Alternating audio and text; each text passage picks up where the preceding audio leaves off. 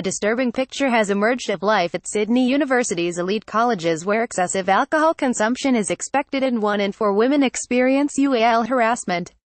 The study by the former Discrimination Commissioner Elizabeth Broderick reveals a huge drinking culture in which students say they are pressured to drink and to have to fit in, while feeling intimidated about reporting even serious incidents such as ually assault. The report, Cultural Renewal at the University of Sydney Residential Colleges, was commissioned by the university and 5 colleges, St Andrews, St John's, Wesley, Women's and Sancta Sophia, after several incidents that have put colleges in the news. Overall, the research found that 49% of students agreed there was a big drinking culture at college and 15% of females reported pressure to drink when they didn't want to. 1 in 4 women reported ually harassment, including unwanted kissing, touching and cornering them, with most of it occurring within their own college. The boys can be rough and violent when drunk. Although they see it as playful and just between each other, it can hurt others, damage property and it's intimidating, one student at St. John's reported. Hearing them come down your corridor when they're drunk is scary and you can feel too afraid to leave your room and go to the bathroom in case they start picking on you. The 5 colleges have immediately undertaken to implement the 23 recommendations, which include better controlling alcohol at college bars, ensuring more women are in leadership positions, and ensuring a zero-tolerance policy towards hazing and ually harassment. They have also pledged to overhaul reporting procedures for ually assault, and there will be a review in 3 years to assess progress.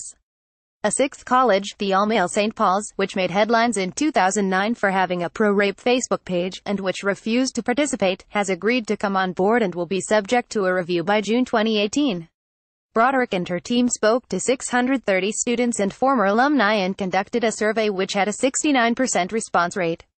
Broderick said she was not surprised by the results, having reviewed other organizations. While most reported a sense of belonging in college, for some it was a challenging experience and, on occasions, unsafe. As well as an overall report, reports of individual colleges were released on their website. Among the most disturbing was the report on St Andrews College. The survey revealed that 23% of women at St Andrews experienced remarks directed at them, significantly higher than the experience of women across all 5 residential colleges, 14%. Most ually harassment occurred within the St Andrews residence or grounds, with a small number also occurring at a different University of Sydney college residence or grounds. For St Andrews women, the most common forms of ually harassment included unwelcome touching, hugging, cornering or kissing, 18% inappropriate physical contact, 12% ually suggestive comments or jokes that made you feel offended, 11% intrusive questions about your private life, physical appearance that made you feel offended, 11% ually gestures, indecent exposure or inappropriate display of the body, 6% inappropriate commentary, images or film of you distributed on some form of social media without your consent, 6%, and inappropriate staring or leering that made you feel intimidated, 6%, the report found. 9 female survey respondents, 8% and 2% of men surveyed had experienced actual or attempted ually assault. This was in line with the overall figures. Also of concern was the fact that 32% of students surveyed at St Andrews reported experiencing bullying or intimidation, hazing, or pressure to participate in activities that were humiliating or intimidating to you or other students, significantly higher than 19% of surveyed students across the 5 residential colleges. There was a view from some students that hazing at St Andrews is not serious and that people do not have to participate in any activities which make them feel uncomfortable, the report said. It's actually fun. It's just part of college culture and therefore not an issue and not necessary to report. However, an alternative perspective if hazing was also provided once you begin an activity, leaving it is very difficult. In those situations where I have feared that I may be physically hurt, there is little choice whether to participate or not. St Andrews' big drinking, male sport-oriented culture also came up. Many women at Andrews are too scared or uncomfortable with challenging the authority of these men, one respondent said. I actually refuse to attend Rawson and Rose Bowl events because I am so offended by the chants that get sung at those events. They are derogatory about women, and about the gay and lesbian community. A similar theme emerged in the St. John's College report. There is overt masculinity that's in your face. It can be uncomfortable. Fresher boys want to impress the older boys so they degrade the girls, one student said.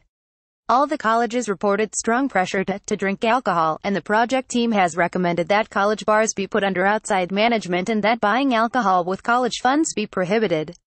At Women's College, women reported a sense of empowerment within the college, but this did not translate into less pressure to hook up with fellow students. There was also criticism of the college leadership. 20% of women's college students surveyed agreed or strongly agreed that student leaders have too much power over other students on par with female students across the 5 residential colleges. There is a pecking order. The senior students come into the dining room and you move or let them help themselves first. The superiority with year groups is intimidating but has gotten a lot better this year, was one comment. Wesley and Sancta Sophia fared slightly better.